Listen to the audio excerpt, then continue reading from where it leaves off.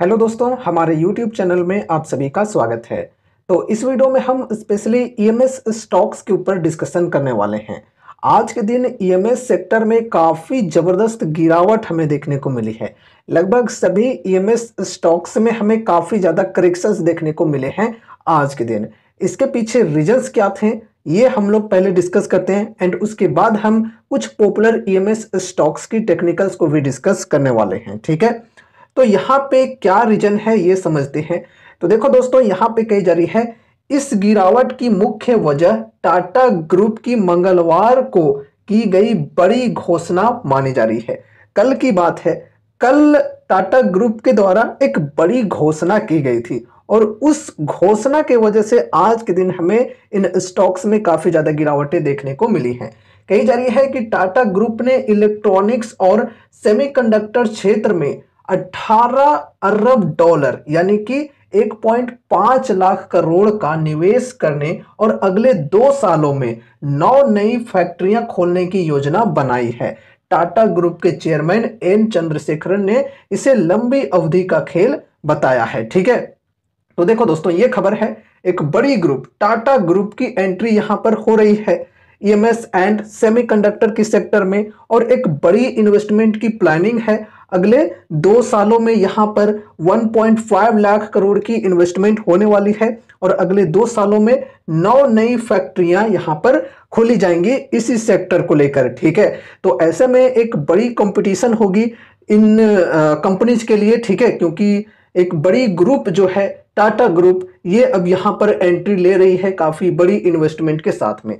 तो इस वजह से आज के दिन हमें इन शेयरों में सेलिंग का प्रेशर देखने को मिला है, प्रॉफिट बुकिंग देखने को मिला है, क्योंकि ऑलरेडी ये जो शेयर्स हैं ये काफी ज्यादा भाग चुके हैं। ठीक है, अब देखो प्रॉफिट बुकिंग के लिए कोई ना कोई वजह तो चाहिए, तो यहां पर बस एक ये न्यूज आई और आज के दिन प्रॉफिट बुकिंग होने लगी काफी भयंकर तरीके से।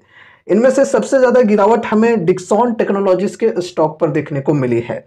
यहां पर आज के दिन देखो -8.38% की गिरावट के साथ स्टॉक की क्लोजिंग हुई है। वैसे दोस्तों, आज पूरे बाजार में ही काफी ज्यादा सेलिंग प्रेशर थी। ठीक है, तो ये भी एक बात है। अब देखो यहाँ पे ये है डिक्सॉन टेक्नोलॉजीज की वीकली चार्ट एंड यहाँ पर हमें इस वीक में देखो एक बड़ी रेड कैंडल बनते हुए देखने को मिल रही है। आज की इतनी बड़ी गिरावट आने के बाद ओवरऑल यहाँ पे हम करेक्शन की बात करें तो 52 वीक हाई के लेवल से स्टॉक तकरीबन 12 से 13% तक करेक्ट हो चुकी है। क्या बहुत बड़ी करेक्शन आ गई है? बिल्कुल नहीं।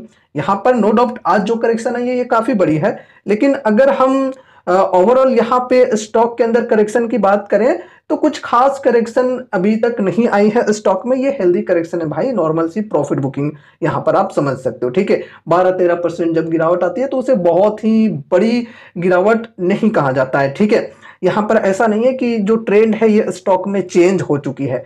ट्रेंड को हम चेंज कब कह सकते हैं? जब यहां पर देखो ये जो मोमेंटम बनी हुई है स्टॉक के अंदर, ये जो ट्रेल लाइन है इसे डाउन साइड में ब्रेकडाउन मिल जाए। ठीक है, तो हम यहां पर मानकर चलेंगे कि अब यहां पर डाउन ट्रेंड आ चुकी है। यहां पर ब्रेकडाउन अगर मिल जाती है बड़ी कैंडल के साथ में, बढ़िया वॉल्यूम के साथ में, तो फिर हम यहां पर बड़ी गिरावट एक्सपेक्ट करके चल सकते हैं। देखो यहां पर पहले से स्टॉक जो है इस ट्रेंड लाइन को सपोर्ट ले लेकर ऊपर साइड में बढ़ते चली जा रही है। ठीक है, अब देखो यहां पे अगर इस ट्रेंड लाइन को नीचे साइड में स्टॉक तोड़ देता है तो फिर स्टॉक के अंदर हमें और भी बड़ी गिरावट देखने को मिल सकती है। फिर ये जो गिरावट है ये इसके सामने कुछ भी नहीं होगा, ये ध्यान में रखकर चलना है। 12-13% का जो गिरावट है ये उस गिरावट के सामने कुछ भी नहीं होगा। लेकिन उतनी बड़ी गिरावट कब आएगी ये भी आपको ध्यान में रखकर चलना चाहिए। देखो अभी जिस प्रकार की सिचुएशन मार्केट में बनी हुई है, एफआईआईज के द्वारा लगातार सेलिंग चल रही है, उसी प्रकार की चीजें अगर आगे भी कंटिन्यूअसली होते रहे, कुछ मार्केट में अगर ऐसी न्यूज आ जाती है पैनिक वाली, तो फिर यहाँ पे गिरावटें आ सकती हैं, पूरे बाजार में ही सेलिंग प्रेशर बन सकता है। फिर यहाँ पर कुछ 2 बड़े इवेंट्स हैं, Q3 के अर्निंग्स एंड बजट। अगर अर्निंग्स में कुछ खास हमें परफॉर्मेंस देखने को नहीं मिलती है, जिस प्रकार से वैल्यूएशन है स्टॉक की, वैसे अर्निंग्स अगर नहीं आते हैं तो फिर स्टॉक के अंदर गिरावटें आ सकती है। फिर यहां पर बजट हो गया, बजट के अंदर EMS sector and semiconductor sector को गवर्नमेंट के द्वारा कुछ खास सपोर्ट अगर ना मिले तो फिर यहां पर गिरावट हम एक्सपेक्ट करके चल सकते हैं। तो गिरावट कब आ सकती है ये हमने आप सभी को क्लियर कर दिया है। अब देखो यहाँ पर टेक्निकल्स को थोड़ा समझो ध्यान से, और मैं आप सभी को एक डिस्क्लेमर देना चाहूंगा कि देखो यहाँ पर एजुकेशनल पर्पज से चीजों को डिस्कस कर रहे हैं। आप सभी को कोई भी कॉल टिप या रिकमेंडेशन एडवाइजरी वगैरह नहीं दी जा रही है कि यहाँ पर आपको बाइंग करनी है या फिर सेलिंग करनी है, ठीक है। लेवल्स को बस मैं समझाने की कोशिश कर रहा हूँ, ठीक है। आपको फिर अपने तरफ से भी स्टडी एंड एनालिसिस करनी है एंड उसके बाद ही कोई डिसीजन लेने हैं। साथ ही साथ अगर आपके फाइनेंशियल एडवाइजर्स हैं तो उनसे एक बार कंसल्ट जरूर से करना। अब देखो दोस्तों यहाँ पे वीकली चार्ट है ये हमारा, और वीकली चार्ट के अंदर देखो ये जो लेवल है ये 16,000 की लेवल है। पहले रेजिस्टेंस बनी थी, अब ये सपोर्ट बन गई है, तो एक स्ट्रॉन्ग सपोर्ट के तौर पे ये वर्क करेगी। एंड फिर यही लेवल यहाँ पे ट्रेंड लाइन पर भी है 16,000 की, ठीक है।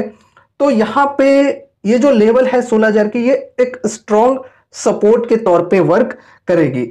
एंड अगर सेलिंग प्रेशर यहाँ पर हमें कंटिन्यूअसली देखने को मिल गई, अगर कल के दिन भी इसी प्रकार से गिरावट देखने को मिल गई, तो फिर इस सपोर्ट को स्टॉक जो है ये टच कर सकता है, ठीक है।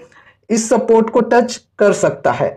अगर इस सपोर्ट को स्टॉक तोड़ देता है नीचे साइड में बढ़िया वॉल्यूम के साथ में, जैसा कि हमने अभी बोला, तो फिर यहां पर हम और भी बड़ी गिरावट एक्सपेक्ट करके चल सकते हैं।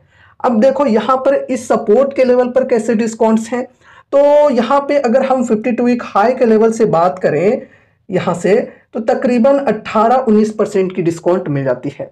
16,000 के लेवल तक की मैं बात कर रहा हूं, ठीक है। एंड सपोर्ट की लेवल पर होगी, तो यहां पर लॉन्ग टर्म इन्वेस्टर्स के लिए बेसिकली एक अपॉर्चुनिटी बनती है, ठीक है। देखो ये रिकमेंडेशन नहीं है, लेकिन मैं बस लेवल्स को समझाने की कोशिशें कर रहा हूं, ठीक है। और अभी अगर कोई बाइंग करना चाहे, उनको अगर डिस्काउंट ठीक लग रहा है, तो ऐसे देखो टेक्निकल्स के हिसाब से तो सही चीजें नहीं लग रही हैं, क्योंकि बीच बीच में ये प्राइस, ठीक है, सपोर्ट के पास जाने की कोशिश प्राइस जो है ये कर रही है, ठीक है। तो यहाँ पे अभी बाइंग करना थोड़ा सा रिस्की हो सकता है हमारे ख्याल से, ठीक है। बाकी अगर आपको अपने स्टडी अपने एनालिसिस के अनुसार अभी बाइंग करना सही लगता है तो फिर आप देख सकते हो अपने हिसाब से, ठीक है। और यहाँ पे देखो सपोर्ट के लेवल पर अगर खरीदारी होती है, तो यहां पे अगर खरीदारी होने के बाद अगर तेजी आ जाती है स्टॉक में, तो फिर समझकर चलो कि आप जो ये मोमेंटम है ये मोमेंटम के साथ चल रहे हो, ठीक है। और यहां पे ये भी ध्यान में रखकर चलना है कि अगर आप इस लेवल पर खरीदारी करते हो, तो ऐसा ना हो कि आपने एक बहुत ही बड़ी इन्वेस्टमेंट कर दी इस शेयर में, ठीक है। तो मतलब एक किस्त यहां पर लगाना है, ठीक है। एसआईपी का शुरुआत करना है यहां पर आप सभी को, ऐसा नहीं कि बल्क में बाइंग कर ले, तो ऐसा करना काफी रिस्की हो सकता है। इसलिए एसआईपी करने के लिए यहां पर जो डिस्काउंट होगी ये सपोर्ट पर ये बढ़िया होगी, ठीक है। एंड यहां पर अब हम चलो दूसरे स्टॉक को डिस्कस करते हैं, जो कि है केन्स टेक्नोलॉजी। तो केन्स टेक्नोलॉजी के अंदर यहाँ पे तकरीबन 4.25% की गिरावट के साथ क्लोजिंग देखने को मिली है।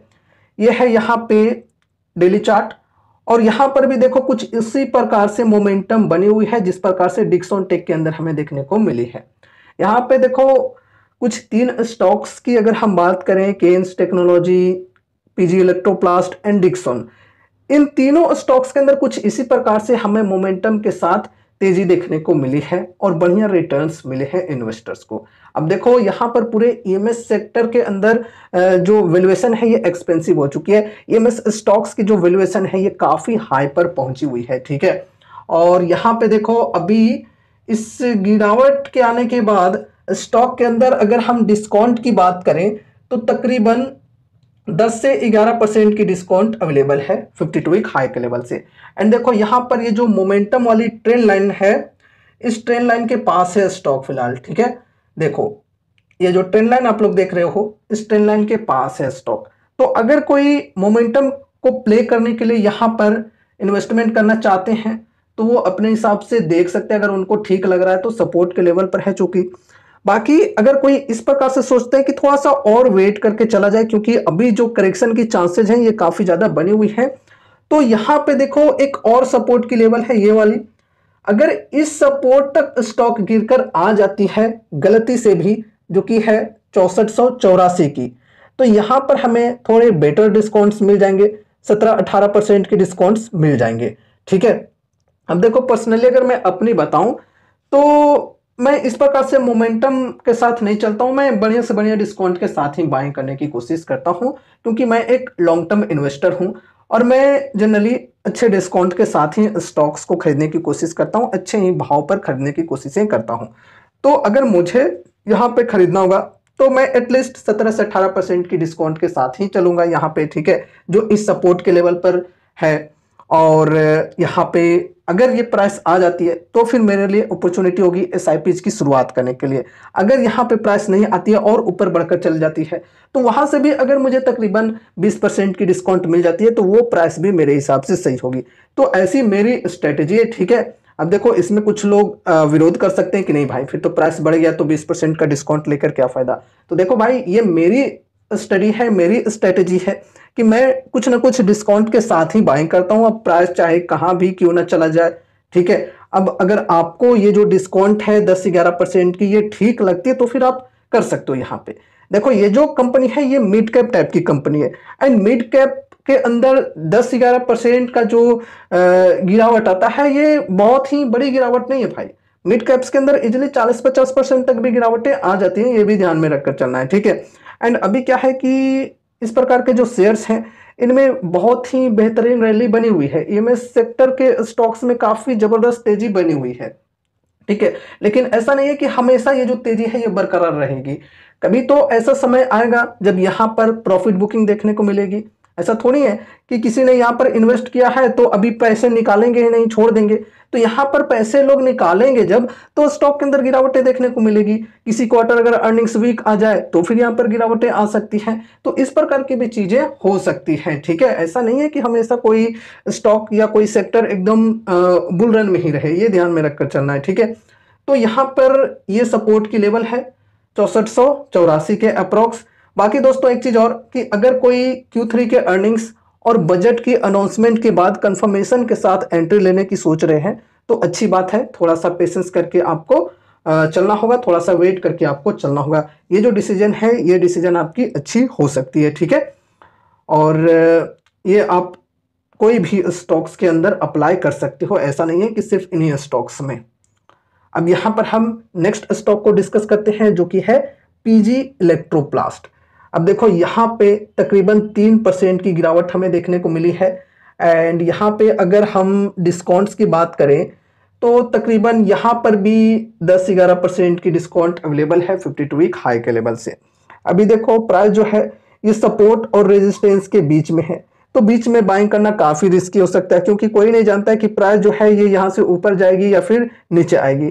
लेकिन अभी जिस प्रकार की सेलिंग प्रेशर बनी हुई है पूरे बाजार में उस हिसाब से हम थोड़ा सा एक्सपेक्ट करके चल सकते हैं कि शायद से यहाँ पर हमें और भी ज्यादा गिरावटें देखने को मिल जाए, ठीक है। एंड यहाँ पर अगर आगे चलकर और भी ज्यादा गिरावटें देखने को मिलती हैं तो फिर यहाँ पर स्टॉक जो है ये इस सपोर्ट पर आ सकती है जो कि 895 की सपोर्ट मानकर चल सकते हो 900 की। तो 900 के लेवल के अप्रोक्स या फिर 895 कहें तो इस सपोर्ट पर अगर स्टॉक आ जाती है तो यहाँ पर तकरीबन -15% की डिस्काउंट मिल जाएगी, ठीक है। तो अगर किन्हीं को इस सपोर्ट पर बाइंग करना है तो वो अपने हिसाब से यहाँ पर देख सकते हैं। अगर किन्हीं को डिस्काउंट ठीक लगता है तो वो यहाँ पर एसआईपी की शुरुआत करके चल सकते हैं। एंड अगर थोड़ा और बेटर डिस्काउंट के साथ आप लोग चलना चाहते हो तो बेटर डिस्काउंट्स यहाँ पर आप सभी को मिल जाएंगे 825 के लेवल पर, ठीक है।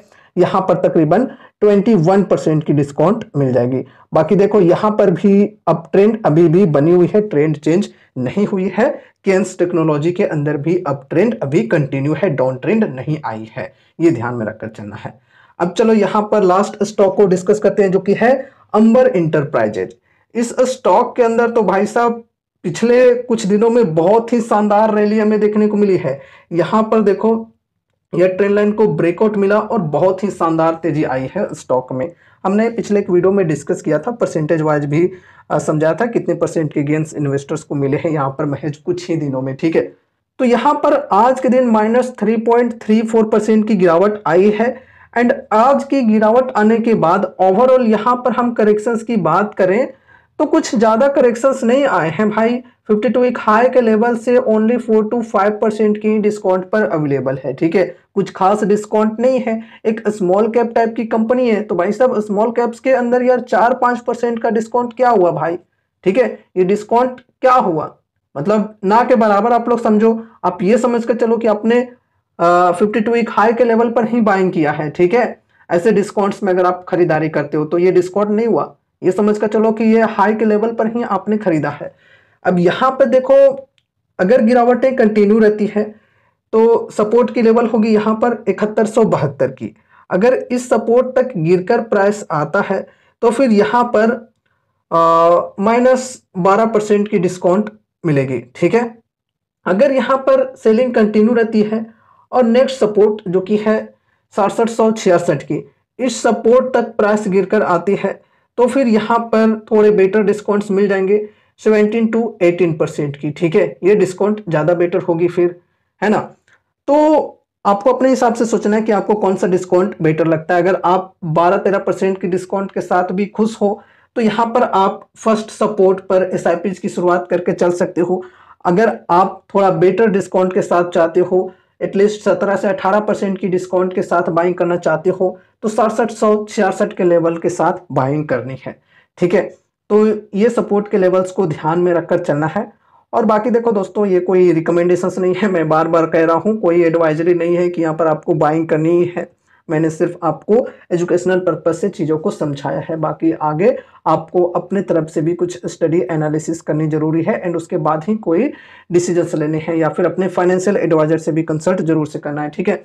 तो ये रही हमारी आज की वीडियो। उम्मीद है कि इस वीडियो के माध्यम से आपको कुछ यूजफुल इन्फॉर्मेशन मिलेंगे। तो वीडियो को लाइक करके चैनल को सब्सक्राइब कर देना और मिलते हैं अगले नए वीडियोज के साथ। तब तक के लिए बाय बाय।